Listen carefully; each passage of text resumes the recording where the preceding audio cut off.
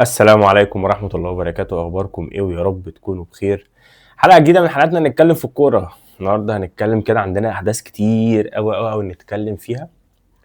أهم الأحداث ديت قائمة منتخب مصر المشاركة في أفريقيا 2025 إن شاء الله، أو يعني خلاص هي البطولة تلعب في 2025 يعني. أنا عندي تعقيب يعني بصراحة، يعني كان في لعيبة متوقع أو كان في لعيبة كنت متهيألي إن كابتن حسام حسن هيختارها، وإن كابتن حسام حسن هيضمها معاه، ولكن ما عملش كده، وأصر على القايمة أو أصر على اللعيبة اللي مشاركة معاه بشكل كبير قوي. تمام. من أول ما مسك حسام حسن، وإن هو الراجل محترم وإن الراجل معتمد عليه، وأنا ما عنديش مشكلة خالص في اختياراته. أنا عندي مشكلة في قناعاته، أو عندي مشكلة في إيه؟ يعني كابتن حسام حسن أنا بس ما بسمعش صوت حد تاني يا عم، وماله؟ مش عيب؟ واخدين 4 حراس. كابتن امام عاشور الراجل مش فت، مش فورمه، وهيجيب فورمته، وكابتن امام عاشور راجع من اصابه، ما عنديش اي مشكله. احمد عاطف قطه مش في المنتخب ليه؟ دي اسئله هيتم طرحها، ولكن مع مجريات البطوله او ما بعد البطوله. قائمه المنتخب زي ما الناس كلها عارفاها بتضم معاك احمد محمد الشناوي، صبحي، مصطفى شوبير، ياسر ابراهيم، رامي ربيعه، خالد صبحي. معاك في الباك الشمال محمد حمدي، احمد فتوح. معاك في الجزء اليمين محمد هاني واحمد عيد. معاك نص ملعب مهند لاشين. معانا برضو اللهم صل على النبي مهند لاشين. ومعانا مين؟ حمدي فتحي. معانا امام عاشور، تريزيجيه، صلاح ومرموش، مصطفى محمد، اسامه فيصل، صلاح محسن، برضو زيزو.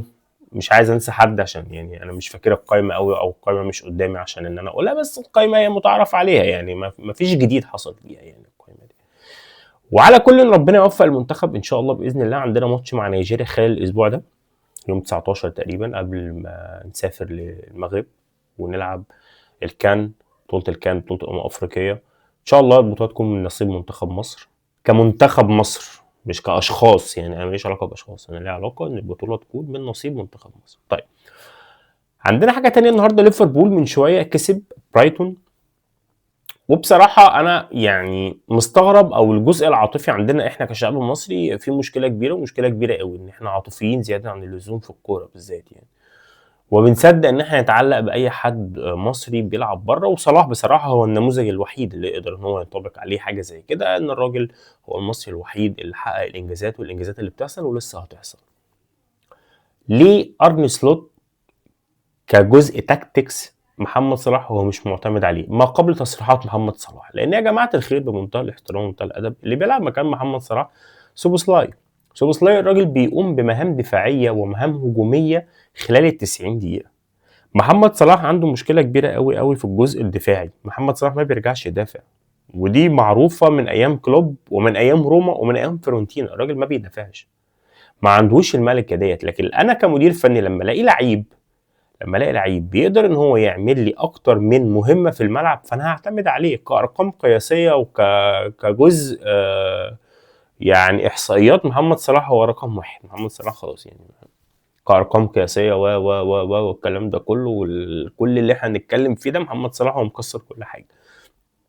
لكن كجزء فني، ما هو الراجل خلي بالك برضو ارني سلوت هو جايب لعيبه دافع فيها ملايين. اللعيبه دي لحد دلوقتي ما فيهاش اي نتائج، ما فيش اي حاجه اللعيبه دي عملتها لحد دلوقتي. برضو الاداره بتتكلم مع الراجل، طب خلاص يا جماعه انا هلعب بقى بطريقتي واقعد لكم صلاح، ونشوف بقى ايه اللي هيحصل يعني. النهارده برايتون، النهارده اخر ماتش لمحمد صلاح مع ليفربول، لان الراجل هينضم للمعسكر، معسكر المنتخب، وان شاء الله يعني انا كاحساسي يعني، ويا رب يكون احساسي صح، ممكن اللي حصل مع محمد صلاح في الوقت الحالي يكون دافع قوي ليه ان هو يقدم لي كمصري نسخة افريقية كويسة ويجيب لي البطولة. ممكن، الله اعلم. يعني انا كمصري ممكن ان اللي حصل معاه ده يكون جزء موتيفيشن كده، حافز ليه ان يا جدعان لا انا عندي اقدر اعمل اكتر من كده، والراجل يقدر ان هو يثبت نفسه والكلام ده كله. ده بالمنتال او بعقليه محمد صلاح. انا احب قوي الكلام ده كله، واحب اشوف الراجل ده وانت تقريبا في اخر بطوله افريقيه هيشارك فيها هو بيعمل ايه في الملعب. ده من انا كمصري يعني اللي حصل مع محمد صلاح خلال الشهر اللي فات ده، اتمنى ان انا يعني يكون حافز ليه مع المنتخب، ان هو يقدر ان هو يعمل كل اللي عليه في الارض. اتمنى، والله اعلم. طيب، عندنا ايه تاني النهارده هنتكلم فيها؟ هنتكلم يعني عن حاجه مهمه او حاجه جزء مضحك شويه، الا وهو ان الاهلي او ناشئين الاهلي اتغلب امبارح من انبي. انا عندي سؤال والله بجد، ناشئين الاهلي ايه يا جدعان؟ بالراحه خالص بس، يعني خلونا بس نتكلم بالعقل. يعني هل اللعيبه اللي لعبت امبارح دول ناشئين؟ لا. طب شباب؟ لا. طب ايه المشكله ان الجرايد او ايه المشكله ان المعلقين اللي بيعلقوا على المباراه يقول لك الاهلي اتغلب من انبي؟ عادي. لا، لازم ناشئين الاهلي اتغلبوا من انبي، في حين ان ناشئين الاهلي دول كان مين بقى؟ بص يا معلم، الحارس مرمى واحد اسمه سيحه، ما اعرفوش يعني. تمام. عمر كمال، احمد بكر، اشرف داري، حسين الشحات، اليو ديانج، جراديشار. تمام، 7 لعيبه هم. محمد شكري، 8 لعيبه هم اللي بتقول عليهم ناشئين الاهلي. يعني فرقه كامله بتلعب باسم الاهلي، فجاه دول ال8 لعيبه دول بقوا ناشئين. يا سبحان الله، لا اله الا الله، ولا حول ولا قوه الا بالله. طبعا الاهلاوي، صاحبك الاهلاوي او اي حد بينتمي للنادي الاهلي الا من رحم ربي، عنده جزء التدليس عالي قوي. لازم ليه؟ لان هم كده، يعني دي فطره عند بعض من مشجعي الاهلي، دي فطره ما يقدرش، حاله الانهزاميه دي او الهزيمه دي ما بيقبلهاش، دي هم كده يعني عادي. على كده انا كزمالك بقول ناشئين الزمالك اتعادلوا مع كهرباء الاسماعيليه بنفس الكونسيبت بتاعك انت.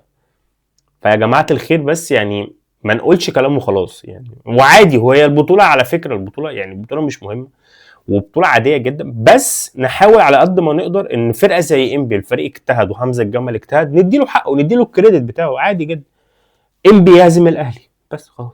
مش لازم انبي يهزم ناشئين الاهلي، يعني مش لازم خالص، مش لازم ان احنا نبروزها والناس تتكلم و تنساش تعمل لها شير، تعمل لايك، اعمل سبسكرايب في القناه. قربنا على ال1000 مشترك ان شاء الله، باذن الله بيكم هنوصل ل1000 و10000 و100000 ومليون، ومكملين مع بعض وكده كده هنطلع ندردش مع بعض، ويا رب اكون حد خفيف عليكم وحد ظريف عليكم. شكرا جدا ليك،